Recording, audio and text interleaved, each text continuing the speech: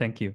This is another approach to basically solve the same problem, to try to find the bad topography using machine learning. And this is work by Mansa Krishna, and she could not make it today, so I'm presenting for her. So basically, what we're using is what's so-called this physics-informed neural network. And the idea is, or the difference between what Mansa is doing and what Bio is doing is what the neural network really learns. So in the previous slides, you have seen the neural net is basically learning the relationship between or among all the variables within the system or within the whole field. And in this case, we're trying to learn basically all the variables as a function of the coordinate system. So basically, we're using the neural nets or the machine learning technique as a solver for the partial differential equations or for the model. So the idea comes from like the standard or traditional numerical method, how to do the inverse problem. And here are two examples of how to do that. So on the left, you can see it's called kriging. It's a statistic-based method. Basically, you just take each point of observations you have and then try to calculate some distance inferred or some function based on the distance from that observation and try to infer the thickness. And it's kind of has been used for many years in the past.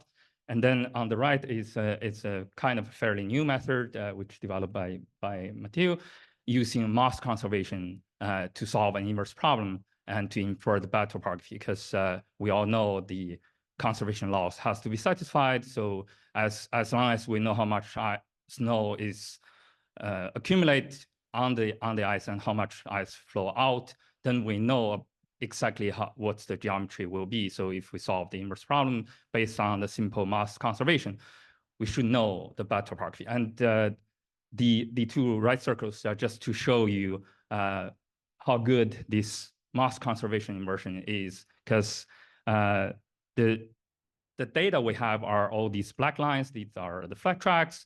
And then if you use kriging, you can only find all these small sort of dots or like subglacial lakes, but actually it's a trough. So on the right, you see it's really a trough where the ice flow very fast along this region. And basically after thousands to millions of years, it carves or create this kind of trough. So we believe it's more realistic, and it satisfies more like it satisfies it satisfies the basic laws of conservation. So what we have in this case in this study is all the observations or the observational data we have at the current stage. So for example, the surface velocity observations and the surface mass balance, or basically how much ice or how much snow we have, and then the surface elevation, and also we have some flat tracks data. So as you can see, for the flat tracks, it's very sparse. It only along these flight lines, and for the rest part, that's what we are going to solve, or those are the gaps we want to fill in using either machine learning method or traditional or standard inverse method. Okay, so the idea is to use both the data and the physics to train the neural nets. And this is basically this is just the basic idea of PIN, or physics-informed neural network. So we construct a loss function basically based on both the physics and the data. And then we basically merge them together and then get these physics-informed neural nets. Yeah, okay. So that's the architecture of the whole neural nets. So we have neural nets where we take the inputs, or the inputs are the coordinate system. So as I said, we're learning the variables as a function of the coordinate system. And then the output of the neural nets are all the state variables we were interested in.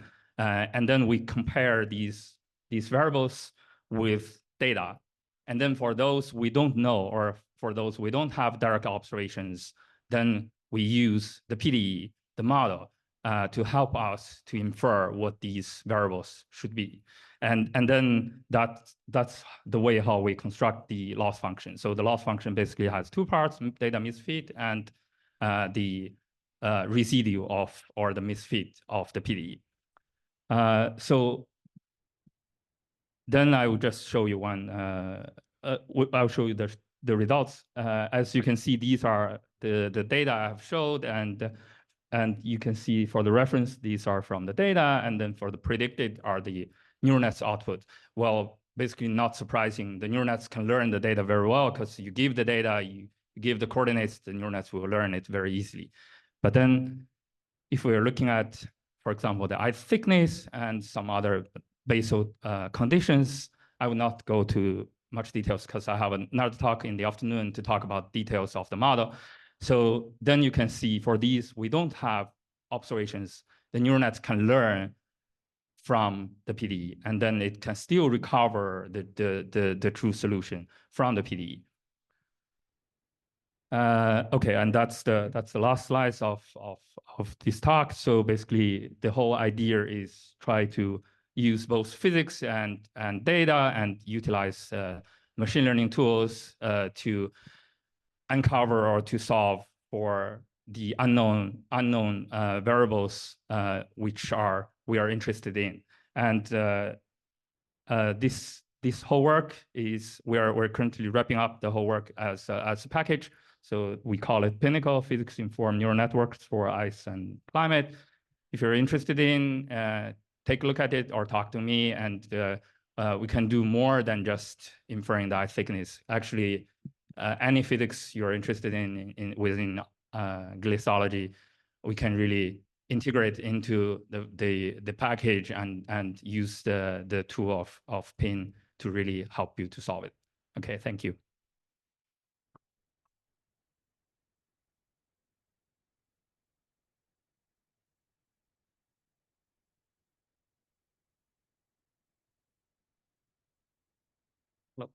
Thank you so much for the talk. So I have a question about the model. So I see that you use different loss functions for different inputs, like several loss functions. Is there any way that you combine them together, or is there any reason that you made them separated? Sorry, I didn't hear you. Or okay, so about the model, so you use different loss function for each input feature, right? One slide back. Yeah, yeah. Yes. So why did you use separate loss function? Is there any way that you combine them together for the input?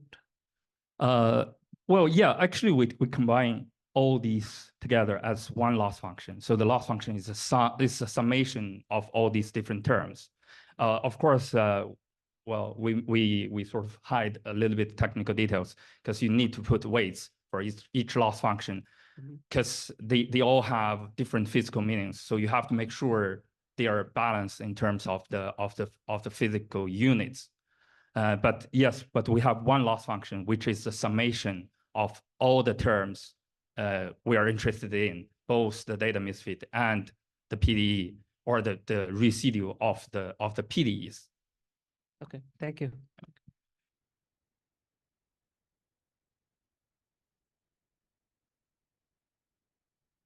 With these physics-informed neural networks, I'm curious, can you incorporate uncertainties in the data sets as well? Like, surface mass balance is not well constrained.